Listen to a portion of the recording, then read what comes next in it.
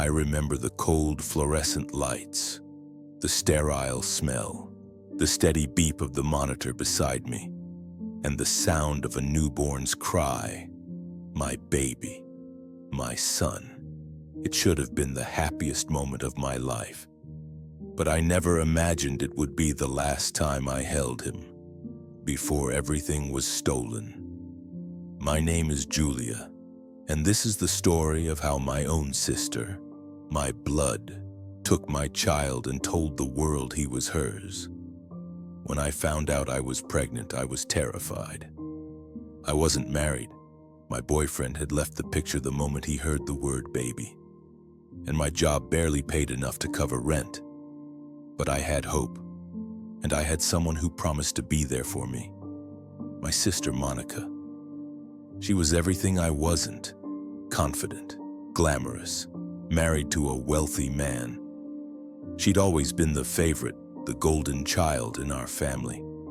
But when I told her I was pregnant, her face didn't light up with joy. She paused, smiled faintly, then hugged me too tightly. "I'll help you through this," she said. "We'll do everything together." I didn't know it then, but that was the moment my life began to unravel. Monica started coming over more often, helping with doctor appointments, picking out baby names, decorating the nursery with things she liked. At first, I was grateful, but something in her tone always felt off. Like the way she'd touch my belly and whisper, "You have no idea how lucky you are," with a strange glint in her eyes. Or how she told everyone at our mom's birthday dinner that we're expecting a little boy. I laughed it off. She was just excited, I thought. Being an aunt meant the world to her. I was wrong.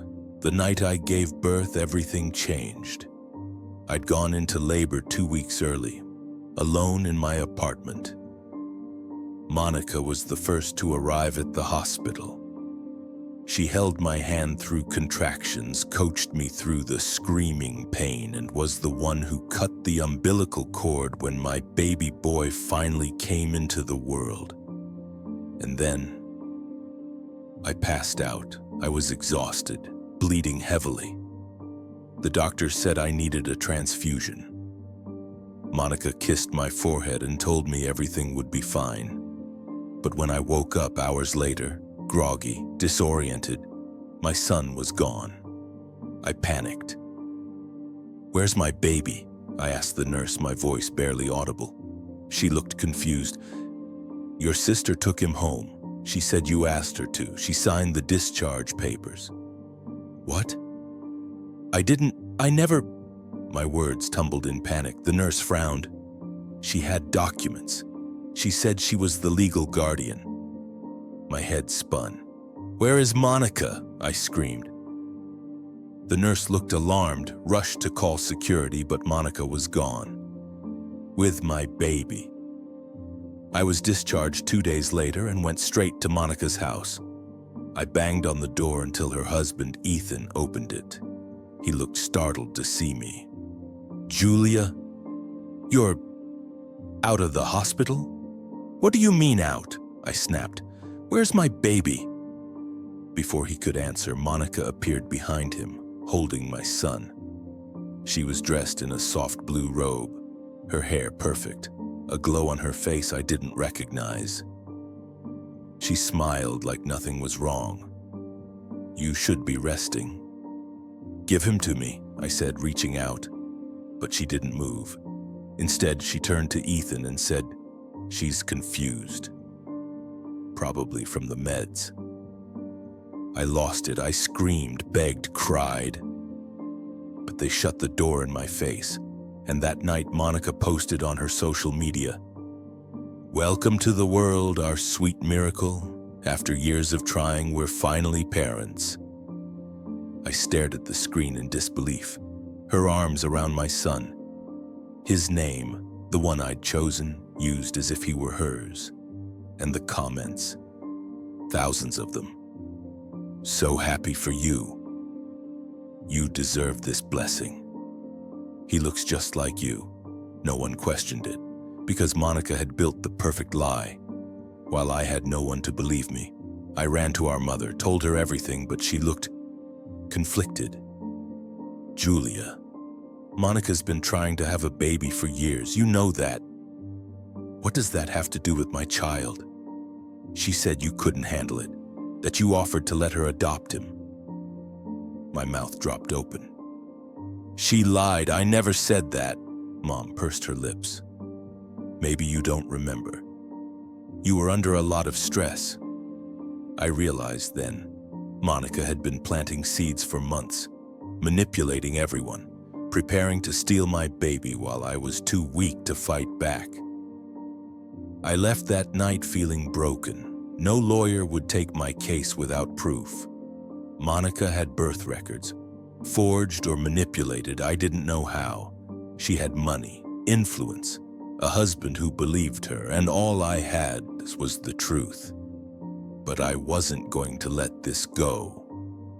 I would fight for my son, even if it tore our entire family apart, even if it destroyed me. I sat in the dark for hours, rocking in silence, haunted by the sound of my baby's first cry and the image of Monica holding him like he was hers. Every time I closed my eyes, I saw her smile, that fake radiant smile she wore in the photo announcing her miracle child. I wanted to scream, but no one was listening. Not my mother, not Ethan. Even the hospital staff refused to acknowledge their mistake. They said everything was properly documented, that I had allowed it. I felt like I was losing my mind. That night I wrote everything down, every single detail, the contractions, the nurse who checked me in, the moment I passed out, Monica holding my hand before I faded. I wrote it all, because if no one believed me now, one day they would. One day someone would read these pages and know the truth.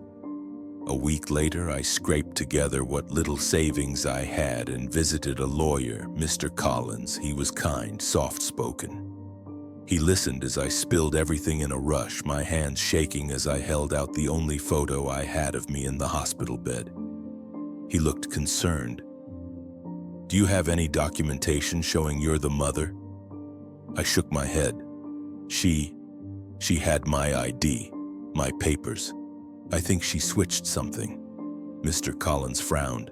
"It's going to be very hard without proof," he said gently. "But if you're telling the truth, we'll find a way." Hope. It was the first time I'd felt it in weeks. But then Monica announced something else. "We're moving to another state. A fresh start for our little family." I nearly dropped my phone. She was running, trying to disappear with my son before I could stop her. I called Mr. Collins immediately. He told me if I wanted any chance of stopping her, I needed evidence. Something, anything, a record, a witness, a slip-up. A few days later, a miracle came from an unexpected place. A woman knocked on my apartment door. She was in her late 20s, hair pulled into a tired bun. Her name was Rachel, one of the nurses from the maternity ward. She looked nervous. I shouldn't be here," she said, "but I saw you that night." I blinked. "I remember you passed out. And your sister, Monica? She was acting weird, bossy. She demanded the discharge forms before the doctors had cleared you." My heart raced. "You remember that?" I didn't feel right about it, so I made a copy of the form just in case. She pulled a folded paper from her bag, and there it was, my forged signature, signed when I was unconscious. Mr. Collins stared at the document.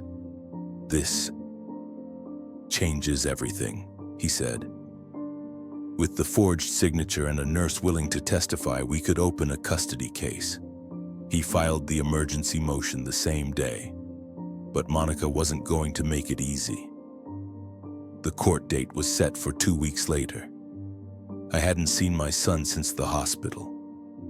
2 months old now, he was living in a house that wasn't his, with a woman who was once my sister. I spent nights staring at the nursery I'd decorated. The tiny socks, the mobile, the name Liam embroidered on the blanket, a name she kept as if twisting the knife. But I held on, because justice was finally coming. A week before court, my mom showed up at my door. She looked tired, older than I remembered. "Julia," she said quietly, "I want to talk." I let her in. She sat on the couch, wringing her hands. "I visited Monica," she said.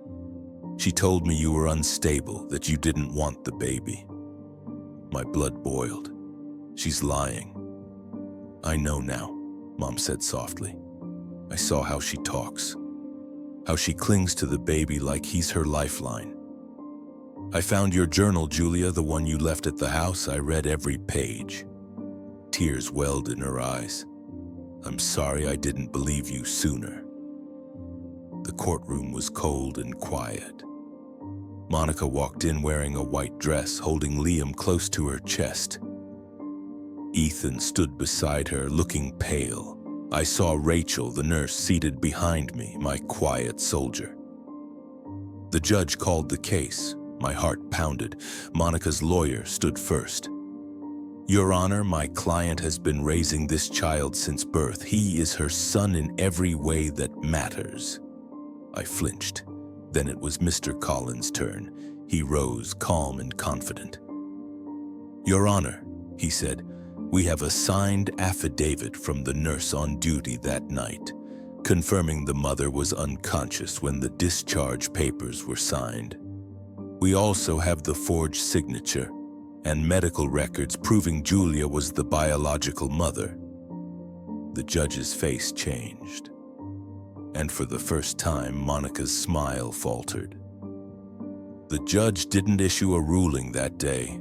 He scheduled a DNA test, a home visit, follow-up hearings, but I knew the tide was turning.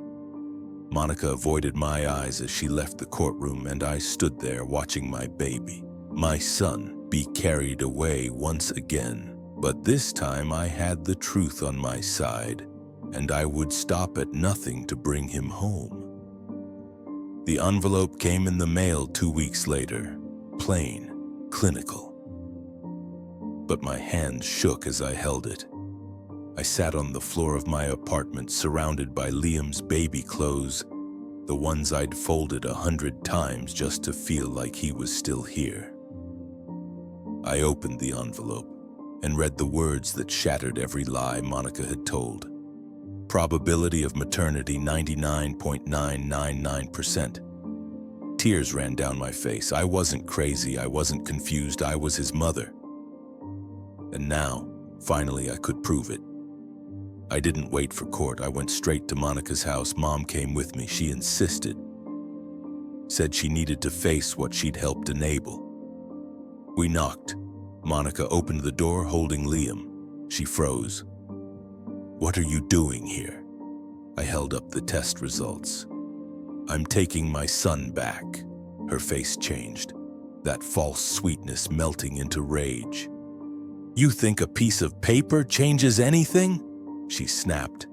"I'm the one who fed him, rocked him, took him to his first doctor's visit." "He's mine, Monica," I cried. "He's always been mine." She clutched him tighter. "You didn't even fight for him until now." That was it. I stepped forward, but Mom held me back. Monica stared at her. "Don't tell me you believe her now." "I read her journal," Mom said. Her voice shook. "I read every word. And I saw you, Monica. I saw the lie in your eyes." Monica's lip curled. "You've always loved her more." "No," Mom whispered. "I just finally opened my eyes." The final hearing came faster than expected. Rachel testified first. Calm. Director. She described the forged papers, the odd behavior, how Monica demanded early discharge before the doctors cleared it. Then Mom took the stand. "I didn't believe Julia at first," she admitted. I thought she was unstable. I was wrong. I was so wrong. Then came Ethan, and I almost didn't recognize him. His once proud posture slumped, his eyes red. He stood and cleared his throat. "Your Honor," he said, "I was told Julia didn't want the baby, that she asked Monica to take care of him. I believed it, because I wanted to believe Monica, but now I know I was lied to." He looked over at me, his eyes full of guilt. "She's his mother, she always was." The judge took a long pause before speaking. "I've reviewed the evidence, the testimony, the DNA results." He looked at Monica. "Miss Davis, you knowingly forged medical records, presented false claims of maternity, and obstructed the rights of the biological mother." Monica's hands trembled. "Effective immediately," he continued, "custody of the minor child, Liam Davis, is granted to his biological mother, Julia Davis." A sob burst from my chest.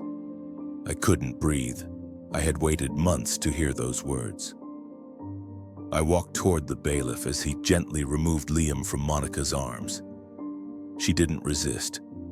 She just stood frozen, tears rolling down her cheeks. He placed my son in my arms, and for the first time since his birth, I held him knowing no one could take him away again. He looked up at me, so big already, so curious, so innocent. "Hi," I whispered. "I'm your mom. I always have been." As I turned to leave, Monica called out, "Julia." I stopped. She looked at me, eyes hollow, voice cracking. I wanted to matter to someone." I stared at her. "I understand that, Monica, I really do, but you stole from me. You stole him." She nodded slowly. "I didn't know how to stop lying," she whispered. "Not after the first time." There was a silence between us, one that said everything we never could. Then I walked away. Bringing Liam home felt like returning from war. The nursery was just as I'd left it, but now it pulsed with life. I rocked him for hours that first night, just breathing him in, his soft coos, his tiny fingers gripping mine. Mom stayed the night. She helped warm bottles, folded clothes. We didn't speak much. We didn't need to. That night, she kissed me on the forehead and said, "You never stopped being his mother." Not for a second. And I cried.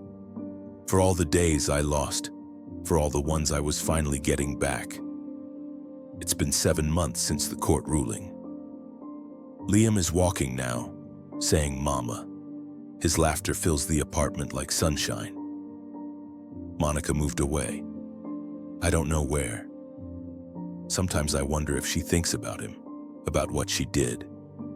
But I no longer live in her shadow. I'm building a life with my son, the one she tried to steal. And every time he wraps his arms around me and says, "Mama, I know this truth. No one can take away what's meant to be yours. Not even blood." It's quiet now. Liam is asleep in his crib, one leg hanging over the side, a toy bunny clutched to his chest. Sometimes I watch him sleep and wonder what kind of man he'll grow up to be. And sometimes I wonder how I'll ever tell him the truth. So I started writing a letter, one he can read someday, when he's old enough to understand the depth of what happened. "Dear Liam," I write, "there was a time when I lost you. Not because I let you go, but because the world decided I didn't matter. I fought every day to get you back, and I would do it 1,000 times over. Mom has changed too. She visits often, brings groceries, leaves notes on my fridge that say things like 'proud of you' or 'you're doing great.' And sometimes she cries when she holds Liam, cries in a way she never used to, as if making peace with her own regrets. I should have protected you better. she said one night while rocking Liam. "You're doing that now," I told her. And I meant it. 3 months after the custody hearing, I got a letter. No return address, just my name handwritten in loopy cursive. It was from Monica. Inside was a single page. "Julia, I know you'll never forgive me. I wouldn't either, but I think about him every day. I hope he smiles like you. I hope he laughs like I heard him do in the hospital that night. I lost something I never really had, but it still feels like grief. Don't ever let him think he was unwanted, because he wasn't. I lied, but not about loving him." I read it 3 times. Then I folded it up, placed it in the back of the letter I was writing to Liam. One day he'll have the whole story. Not just the scars, but the grace too. The seasons passed. Liam grew. He learned to say "I love you," to point at clouds and call them cotton, to run barefoot in the grass and giggle at dogs he's too small to pet. I got a better job, found a new apartment, made friends with other moms who knew my story, who called me strong even when I still felt broken. And slowly the pain dulled.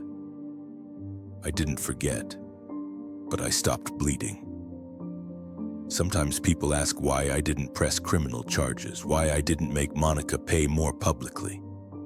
I thought about it. I really did. But I realized something. Some wounds don't heal with revenge. They heal with peace. And I needed peace more than punishment. Because Liam needed a mom who wasn't bitter. He needed love, softness, security, not another courtroom. If you're listening to this and you feel like no one believes you, I did too.